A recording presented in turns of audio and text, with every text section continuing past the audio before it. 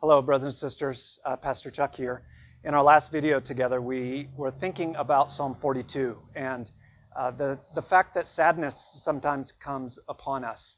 I don't know if you're there today, but there's probably a lot of us that are having waves of emotions that we're not accustomed to. And one of those waves of emotion may be a sadness.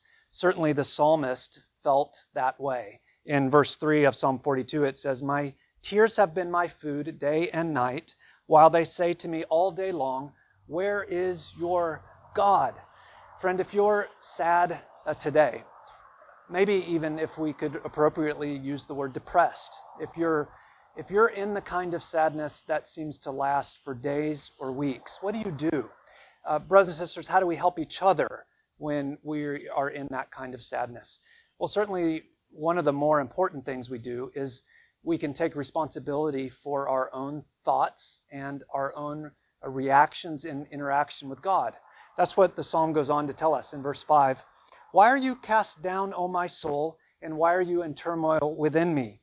Hope in God, for I shall again praise him, my salvation and my God." What the psalmist is telling us here is that we need to talk to ourselves, not just listen to ourselves.